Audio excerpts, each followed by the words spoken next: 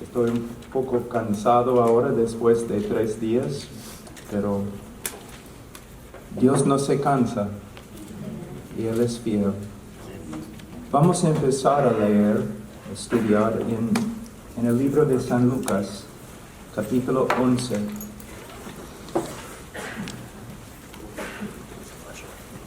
En la última lección nosotros hablamos de Jesús como hombre de oración, que aunque era Dios, también era hombre. Y Él venció a favor de su pueblo como hombre. Vivió sobre la tierra como hombre.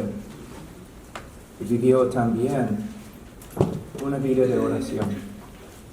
En el día de hoy, cuando hablo con cristianos, no importa dónde, Latinoamérica, los Estados Unidos, Canadá, Asia, Rusia, África, cuando hablamos de la oración, casi todos reconocen que no oren como deben. Hermano, cuéntame acerca de tu vida de oración. Y inmediatamente el hermano se inclina, ¿no?, la cabeza. Bueno, hermano Pablo, no oro como debo. A veces personas me han criticado diciendo que soy un hombre demasiado simple, ¿no? Porque cuando me dicen, Pablo, ¿cómo puedo crecer en la fe cristiana? Yo digo, bueno, lee tu Biblia y ora. No, tiene que haber más, ¿no? Lee tu Biblia y ora. Es muy simple, pero no es muy fácil. Porque como dije hace 2 días, la carne odia la oración. La carne odia la lectura de la palabra de Dios. Y de esta forma la carne es una buena guía, ¿no? ¿Cómo debemos vivir? Debemos hacer todo lo que la carne odia. Debemos orar. Y en el día de hoy yo veo que tenemos grandes expositores. Y muchos hablan de la necesidad de exponer las Escrituras, de estudiar las Escrituras. Y es cierto, hermanos, debemos hacerlo. Pero no creo que escuche suficiente acerca de la oración. No hay muchas conferencias sobre la oración. Los grandes reformadores, sus vidas no se explican carnalmente, naturalmente. Sus vidas eran sobrenatural. Ellos no solamente eran grandes expositores, sino también eran hombres de oración. La esposa de Martin Lloyd Jones dijo, nunca vas a entender a mi esposo, nunca vas a entender su ministerio, a menos que primero reconozcas que él era hombre de oración. Carlos Spurgeon era hombre de oración. Todos los misioneros que han tenido éxito en sus ministerios han sido hombres y mujeres de oración. Y lo que es muy interesante y me anima bastante es que aunque yo no sea inteligente o elocuente, yo puedo orar. Yo puedo hacer lo más importante. Hasta el gran predicador Carlos Spurgeon dijo que sería mejor tener 10 hombres que saben orar que 10 hombres que saben predicar.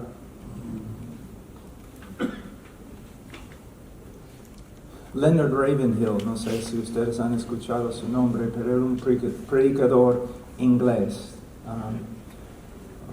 Un predicador muy poderoso, lleno de fuego, ¿no? Un hombre peligroso en el púlpito.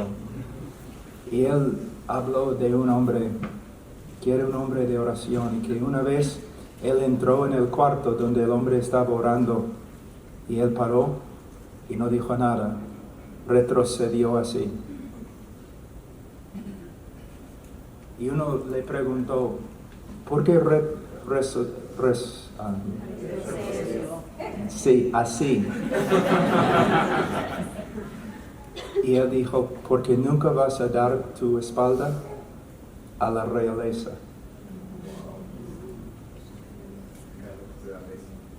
¿No? Hermanos,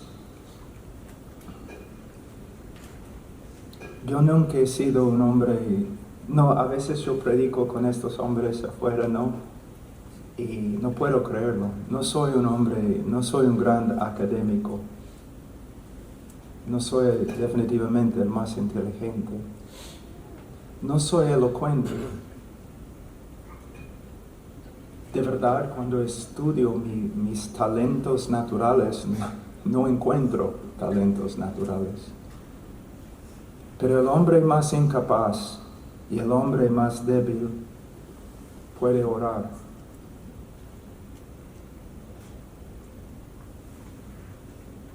Puede orar.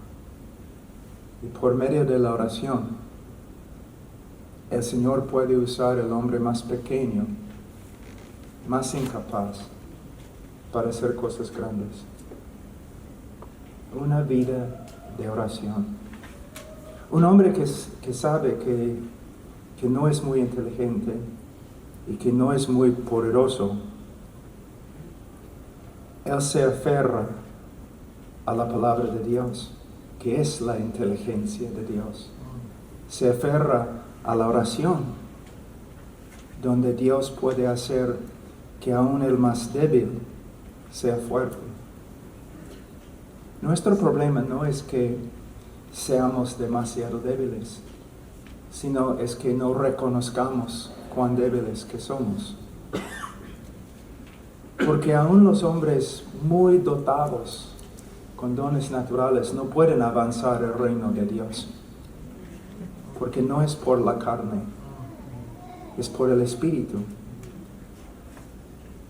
Y es lo que necesitamos, más dependencia de la palabra de Dios y del Espíritu Santo. Y podemos ver esto en la vida de nuestro Señor Jesucristo. Now, fíjense, se acercan al Señor y le piden, Señor, enséñanos a orar. ¿No es interesante? Jesús levantó los muertos. Jesús echó a los demonios. Jesús caminó sobre el agua. Pero los discípulos nunca se acercaron a Él pidiendo, Señor, enséñanos cómo levantar a los muertos. Señor, enséñanos cómo no caminar sobre el agua.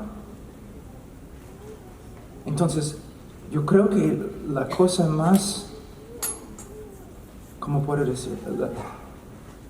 La cosa más excepcional de nuestro Señor Jesucristo, más que su poder de levantar los muertos, la cosa más excepcional en la vida de nuestro Señor Jesucristo era su vida de oración. Que cuando los discípulos miraban a Jesús orando, ellos pensaban, nunca en mi vida he escuchado a un hombre orar así. Les voy a decir algo, yo no puedo tolerarlo.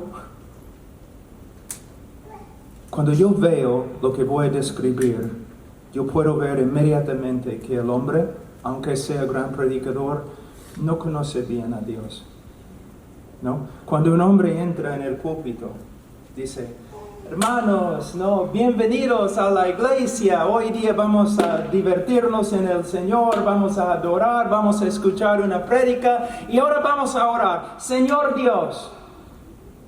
¿Qué? ¿Tú vas a acercarte al trono de Dios así? Tú no conoces a Dios.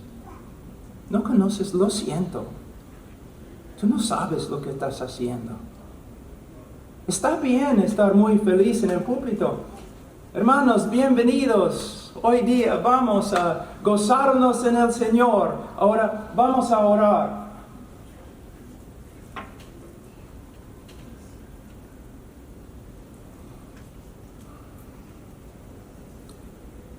Señor, Nos presentamos ante ti en el nombre de tu Hijo Jesucristo. ¿Pueden ver la diferencia? No es una actuación.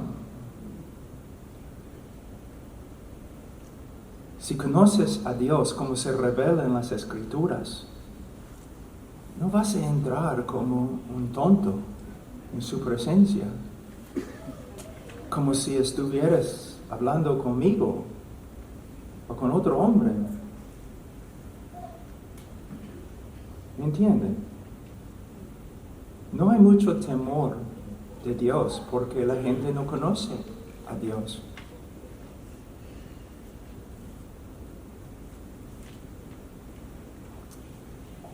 Señor, enséñanos a orar.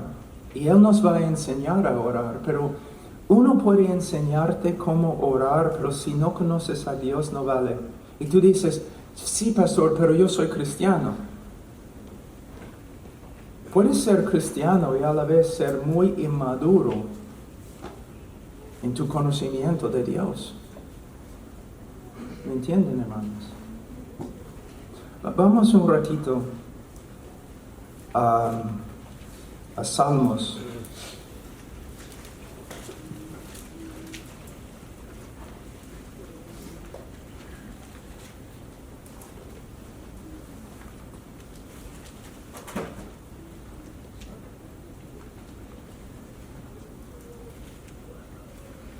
Capítulo 50, versículo 16.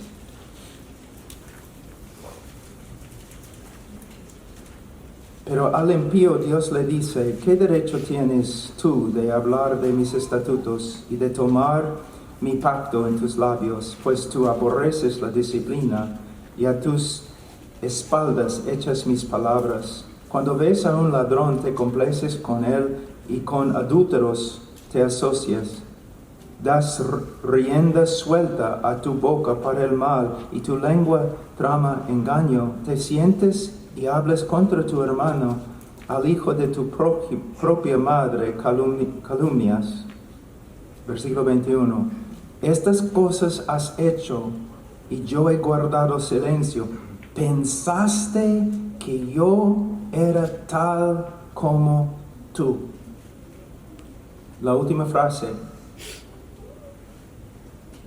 ¿Pensaste que yo era tal como tú? En la ausencia de conocimiento bíblico de Dios, va a haber error, herejía. Tengo una pregunta. Vamos a decir que ahora mismo yo les doy a cada uno una hoja y un lapicero, y yo les doy una hora para hacer una lista de los atributos de Dios. Y no solamente les pido que me den una lista, sino también que una definición de cada atributo. La mayoría de los hermanos no pueden. No saben ni lo que significa santidad o lo que significa justicia. Entonces muchas veces nos acercamos a Dios como si fuera como nosotros. Pero Él no es como nosotros, como vamos de las enseñanzas de nuestro Señor. Ahora, Él dice, enséñanos a orar así como Juan enseñó también a sus discípulos. Es algo muy interesante para los pastores aquí. Los maestros en el tiempo de Jesús se acostumbraban a enseñar a sus discípulos cómo orar. ¿Cuántos pastores enseñan a sus miembros cómo orar? Cómo orar en privado, cómo orar en una congregación. Nuestra iglesia empieza, el culto principal de la iglesia el domingo empieza a las 10. Y de 10 a 11 es oración corporal. Toda la iglesia ora, bajo la dirección de los ancianos, 1 hora. Y hermano, cuando empezamos fue terrible. porque la gente no sabía cómo orar bíblicamente. Pero después de varios años, los ancianos enseñando al pueblo cómo orar, ahora a veces personas visitan la iglesia y dicen, wow, el sermón, ¿no? Era bueno, edificante, pero lo que me impactó fue la hora de oración. ¿Cómo oran a los hermanos? Recuerden, pastores, el Señor dijo que su casa iba a ser una casa de oración. Y nuestros pastores tomen sus palabras en serio. Miércoles en la noche, muchas veces tenemos lo que se llama asambleas solemnes. Y la iglesia puede orar 1 hora, 2 horas, 3 horas. Pero orando bíblicamente. ¿Por qué? Porque los pastores han invertido años enseñando a la congregación cómo orar bíblicamente. ¿Es posible predicar de una manera no bíblica? ¿Sí? ¿Hace daño cuando una persona lo hace? ¿Sí? ¿Es posible orar de una manera no bíblica? ¿Hace daño? Sí. La reforma no se basa en simplemente una doctrina de gracia soberana. La reforma se basa en la doctrina de sola escritura y que tenemos que confirmar cada aspecto de nuestra vida, nuestro pensamiento, cada aspecto de nuestro ministerio, nuestra iglesia, a lo que está escrito. Entonces, si vamos a orar como una congregación, tenemos que aprender cómo orar bíblicamente.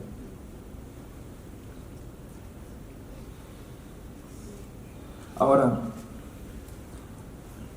cuando piden al Señor, enséñanos a orar, Él responde con lo que se llama en el día de hoy Padre Nuestro, especialmente en la Iglesia Católica.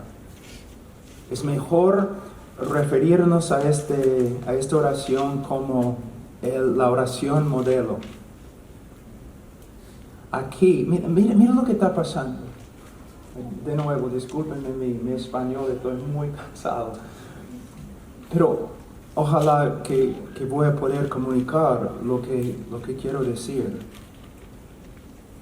Hay solo una vez en las Escrituras, en toda la Escritura, cuando una persona pide a Dios cómo debo orar, solamente una vez. Y la respuesta, Padre Nuestro. Pero mayormente gente no ora así. O en la Iglesia Católica usan el Padre Nuestro, pero de una manera totalmente antibíblica, como vana repetición.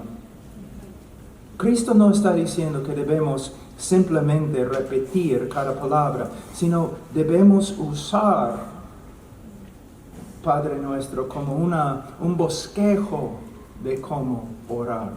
Ahora tenemos Padre Nuestro aquí en capítulo 11, pero vamos a Mateo, donde vemos la versión más completa. En Mateo capítulo 6, versículo 9. Vosotros pues orad de esta manera: Padre nuestro que estás en los cielos. Aquí tenemos lo que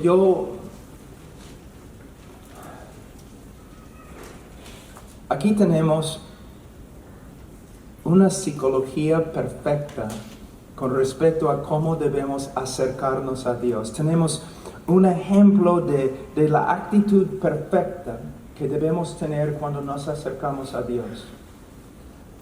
Padre nuestro, Él es nuestro Padre.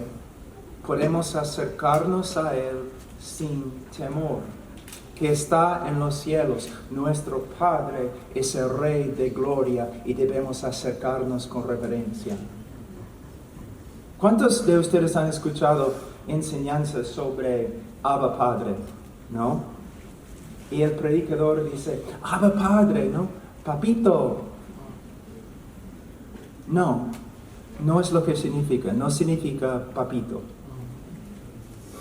Y no debes enseñar así. Ustedes han escuchado esta enseñanza, papito. No significa papito.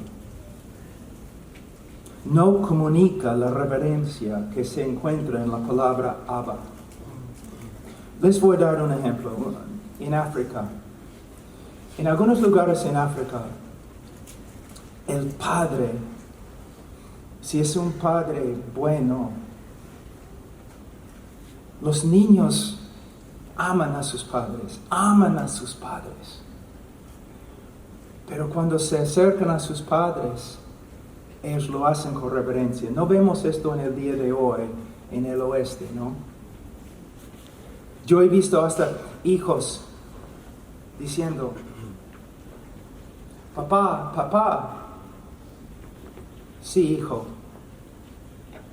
quiero hablar contigo, papá. Hay una reverencia. La palabra Abba, Padre, significa sí, cariño, pero no cariño a la ligera o cariño sin reverencia. No podemos enfatizar demasiado el cariño. No podemos enfatizar demasiado la reverencia, los dos juntos. Pero en inglés y también en español, cuando uno dice papito, no, porque no lleva la reverencia que una relación con Dios demanda. ¿Me entienden, hermanos? Entonces ten bastante cuidado. Él es nuestro Padre. Nuestro Padre es el Señor de gloria. Es un privilegio, nos acercamos a Él, Padre, sin temor de condenación, pero a la vez, Padre, Rey, Señor. Y cuando hablamos con Él, yo hablo con el Señor acerca de tantas cosas. La lluvia, el bosque. Esta mañana, Señor, el café es muy bueno.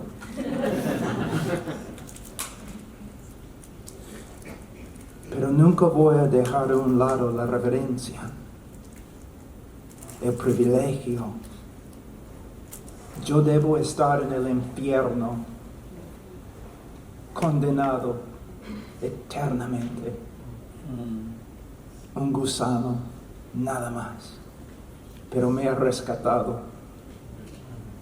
Me llama hijo, porque soy. Tengo derecho de entrar en su presencia, pero es un privilegio. Un hombre que estudia la Biblia de Génesis a Apocalipsis, o una mujer que estudia la Biblia de Génesis a Apocalipsis, una persona que satura su vida en la palabra de Dios, él va a tener una actitud correcta. Una actitud correcta. Todo depende de nuestra relación con la palabra de Dios. Ahora, Padre nuestro que está en los cielos, santificado sea tu nombre, venga tu reino, hágase tu voluntad así en la tierra como en el cielo. Lo que tenemos aquí es como un diamante y 3 facetas. Son 3 peticiones, pero de verdad son una sola petición. Entonces vamos a ver, primeramente, santificado sea tu nombre. ¿Qué significa que Dios es santo? A veces pregunto a los alumnos, ¿no? Los estudiantes, ¿qué significa que Dios es santo? Y ellos siempre dicen lo mismo, que Dios es sin pecado.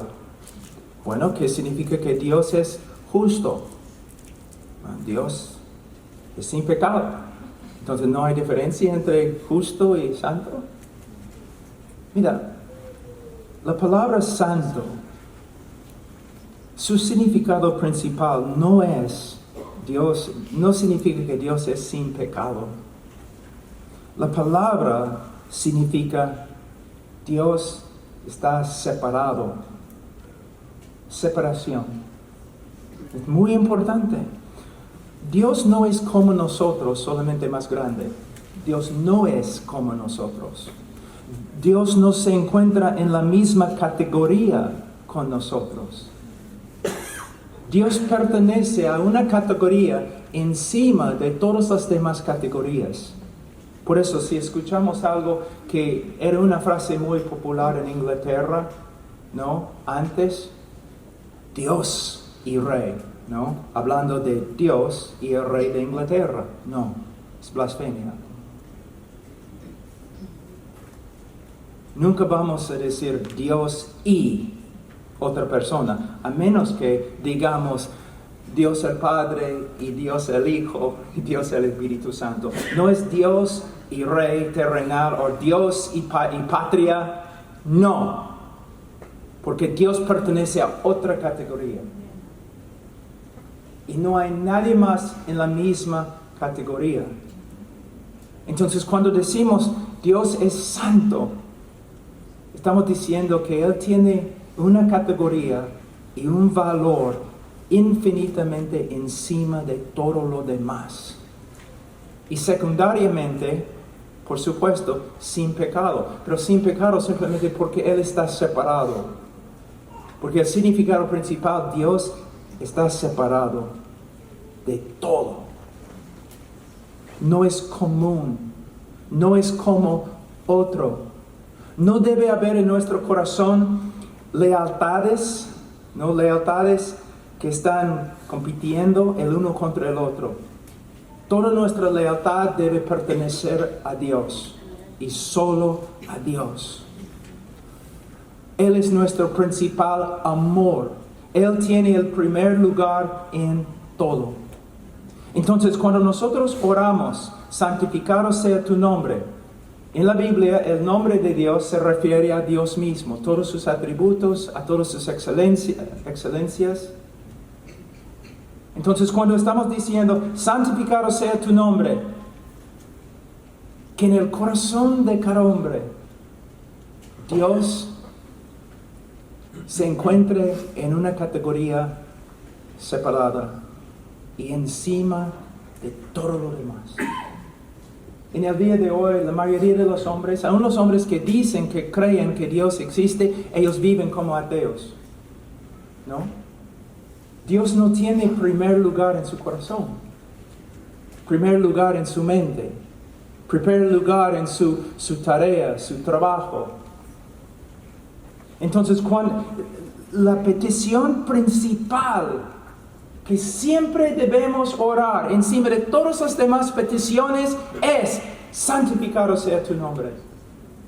Pero mayormente la gente no ora así, ¿no es cierto? Algunos de ustedes probablemente van a decir, nunca he orado así.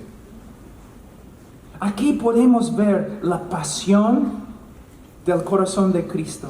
Lo más importante en el corazón de Cristo. Señor, si solo puedo tener una petición, mi petición es que todos estimen tu nombre infinitamente sobre todos los demás nombres. Que en el corazón de cada hombre tú seas principal, supremo, encima. Una iglesia ahora, ¿no? Van a tener un tiempo de oración congregacional. ¿Qué pasa? ¿Alguien tiene una petición? Sí, pueden orar por mi tío porque su rodilla le duele. Pueden orar por mi vaca porque no da leche. En este momento mi rodilla me duele. Por favor, oren por mí. Pero hermanos, mira cómo es la oración congregacional en el día de hoy. Estamos orando por rodillas y ni mencionamos que tu nombre sea santificado. En esta iglesia no nos importa lo que tenemos que sufrir, no nos importa lo que nos pase. Nuestro deseo más grande es que tu nombre sea santificado, que tú seas alabado por toda la tierra. Y no puedo dormir porque tu nombre no recibe la honra que debe recibir. wow, ¿cómo necesitamos cambiar? No es cierto. Santificado sea tu nombre, venga tu reino. Que el reino de Cristo extienda por toda la iglesia, por toda la patria, por todos los negocios, por todo el gobierno, por toda la economía. El Señor, mira, el Señor no es... Al Señor todo pertenece. Abraham Kuyper, el gran teólogo Abraham Kuyper dijo, cuando Cristo regresa, ¿sabe lo que va a hacer?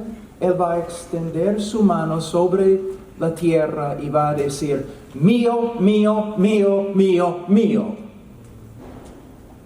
Y lo que estamos pidiendo aquí es que todo el mundo y todas las cosas que hay en el mundo y que todas las instituciones en el mundo, que todo se someta a Cristo. Pero mira, una persona que ora, Señor, santificado sea tu nombre en la tierra, también tiene que decir, Señor, santificado sea tu nombre en mí. Y yo voy a estudiar las Escrituras y yo voy a orar para que mi petición se realice. No solamente estamos orando por la gente por allí, o por el mundo, o por la iglesia, estamos orando por nosotros. Y de hecho, estamos haciendo un compromiso.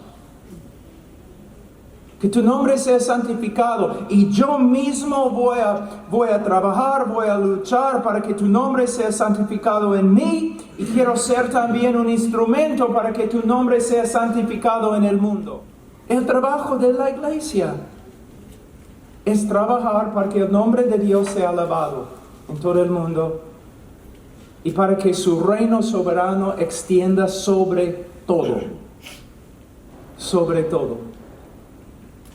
Eso no significa que a la fuerza, usando fuerza militar, que vamos a tratar de tumbar el gobierno. No es lo que significa. Lo que significa es que nosotros vamos a predicar el Evangelio en el poder del Espíritu Santo para que hombres se conviertan y todo el país cambie.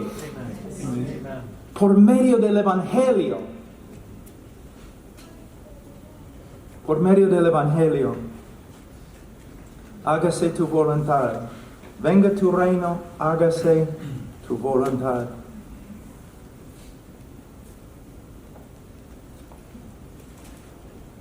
¿Sabe? No sé si voy a poder decir eso en español, pero una de las razones por las cuales los hermanos andan tan tristes y deprimidos es por causa de sus expectativas no realizadas. ¿No? Por ejemplo, mi cuerpo es un desastre. ¿No? Hay más fierro en mí que en un camión. No sé si el Señor va a poder resucitarme, pero va a haber un montón de fierro dejado ahí en la tumba, ¿no? No es lo que quiero. Me gusta levantar pesas, me gusta pelear. No, sí, es algo divertido para mí. Y ahora no puedo, mi cuerpo me duele. Es una expectativa no realizada. Yo no puedo hacer las cosas que antes yo hacía. Entonces voy a andar deprimido. Si es así, Señor, sáname. Pero Señor, si por medio de mi enfermedad tu reino puede extender más y tú puedes recibir más gloria a través de mi vida por medio de este dolor, déjame como soy. Porque la meta aquí no es mi mejor vida ahora. No es la meta. La meta es que tu nombre sea santificado, alabado, adorado. Que tu reino extienda por toda la tierra. Y que tu nombre sea santificado en mí. Y que tu reino se extienda en mí. Cambia nuestra manera de orar. Señor, si tu nombre puede ser santificado y tu reino puede extender por medio de bendecir mi negocio para que yo llegue a ser un hombre rico, hazlo, Señor. Pero a la vez, Señor, si por medio de mi pobreza tu nombre sea santificado más y tu reino venga más, entonces déjame como soy. Porque la meta, yo no soy la meta. Mi mejor vida ahora no es la meta. La meta es el reino de Dios. Entonces, mira, la sabiduría de Dios. Después de versículo 10, después de aprender cómo orar de una manera teocéntrica, versículo 11, danos hoy el pan nuestro de cada día. Hermano, no puedes separar versículo 11 de versículo 9 y 10. ¿Por qué estoy pidiendo pan? Para que yo pueda trabajar en la santificación del nombre de Dios, en la venida de su reino, en el hacer de su voluntad. Hermanos, ¿han pensado así? Pedimos, Señor, dame pan, dame lo que necesito para vivir, para que yo pueda servirte. Gente no piensa así, ¿no es cierto? No piensan así. Señor, ayúdame, ayúdame. Señor, soy pobre, ayúdame. Señor, necesito un carro. Señor, necesito mejor casa. Pero lo que tenemos que cambiar toda nuestra actitud con respecto a las peticiones. Es una cosa cuando una persona dice, Señor, necesito un carro. O Señor, necesito un carro porque estoy visitando estos lugares en la sierra y me es muy difícil llegar ahí sin un 4x4. Y no solamente algo misionero, sino, Señor, soy padre ahora, tengo hijos y caminar en la calle es muy peligroso. Y como hombre, como padre, es mi trabajo proteger a mis hijos. Señor, por favor, provéeme un carro. Pero todo se relaciona con la adoración de Dios y la extensión de su reino y el hacer de su voluntad. Entonces, estamos pidiendo lo que necesitamos para pelear. Estamos pidiendo lo que necesitamos, como un ejército. Necesitamos comida, necesitamos agua, necesitamos armas, necesitamos lugares para descansar y dormir, solo para que podamos de nuevo entrar en la guerra y pelear. Así es como una iglesia debe orar.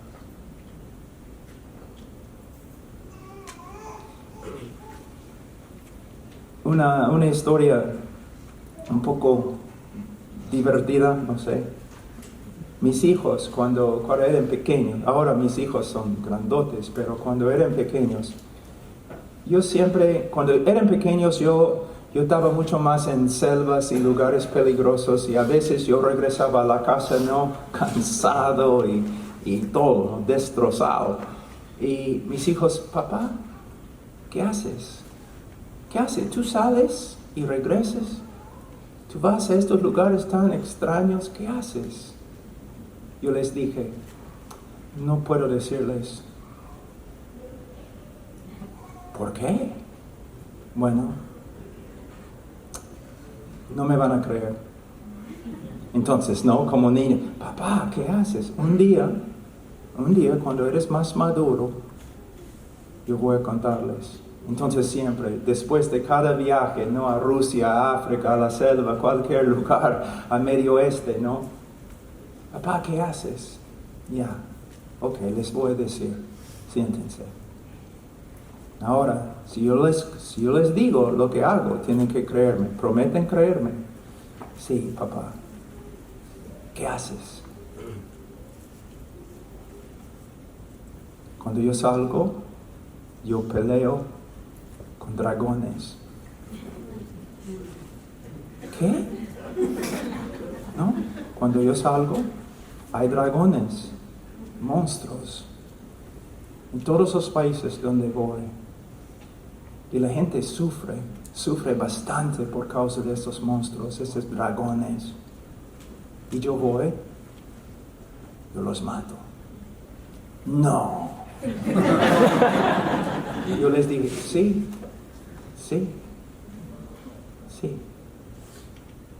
Hermanos, en Perú decimos a veces, yo escuché, ¿no?, de los drogadictos, no sé si todos los peruanos dicen eso, pero dicen, tú vives porque el aire es gratis.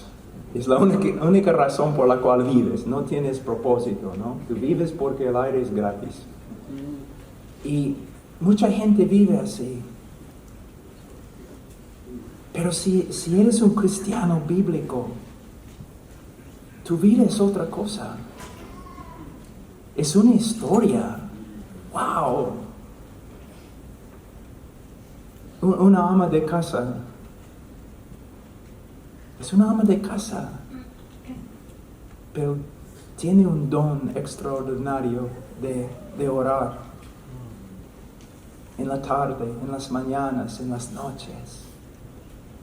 Ella se convierte, ¿no?, de una ama de casa a una guerrera contra dragones, peleando para la liberación de personas. Un hombre trabaja como carpintero todos los días, ¿no?